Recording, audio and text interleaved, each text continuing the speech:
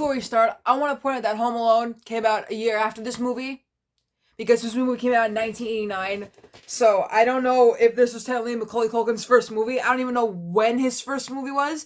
I also want to point out that there are two Uncle Buck TV shows that will be discussed in the next video, because I was like, I'm gonna review Planes, Trains, and Automobiles next. But then I was like, no, there are two Uncle Buck TV shows, so I have to talk about those. I just need to, okay? It just makes the most sense. Let's get this video to 100 likes so that I can, I don't know, like, sell my organs to go see Mickey Dolenz.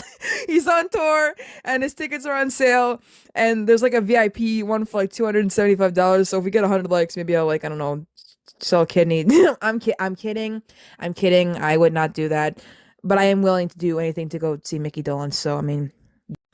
Welcome back to Amy's Movie Review. Today we're talking about Uncle Buck, a movie from August 16th, 1989, starring the late John Candy. May he rest in peace. He was a really good actor in this movie, and it was directed by John Hughes, who you may know for a whole bunch of movies. Do I need to go on? I have Breakfast Club in that drawer. That drawer that I'm pointing at right now with the Squishmallows, that contains the Breakfast Club.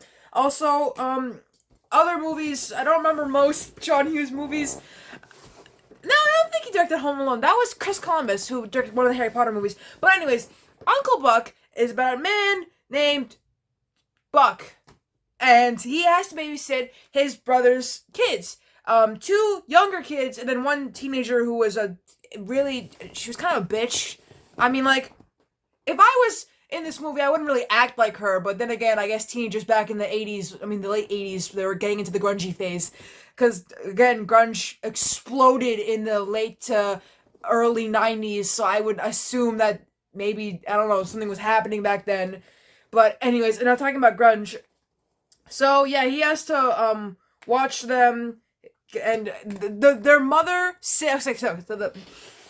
The parents are Bob and Sydney, and they have 3 kids, which I can't remember their names. Oh, wait. Yeah, no, I can't remember their names. But they have to go to, like... They have to leave town for an apparently emergency, and there's no one to babysit their kids, because apparently their kids are, like, demon spawns or something like that. And also, Tia, the teenager daughter, she can't really watch her siblings because she's very irresponsible in this movie. I would definitely not leave her with my children. So, Bob, the husband's like, alright, listen, we have no choice but to leave them with my brother. And Sydney's like, your brother? And Uncle Buck's very sus at first, but then, like, all in all, he's just a really nice guy. He literally makes the, kids, like, this big-ass breakfast, and then, like, he beats up a clown for being drunk because he doesn't want a drunk clown near the kids for, like, the birthday, and he saves, he gets revenge on, like, Tia's boyfriend for cheating on her. He all in all is a good guy. He's also very threatening. There's a really funny scene where it's like, wanna bury the hatchet? And he has, like, an actual hatchet, and then and there's, like, another creepy scene where, like, he's, like, taking down the door, and he's like, I got a drill, bitch! It's all in all, like, a really, really funny movie.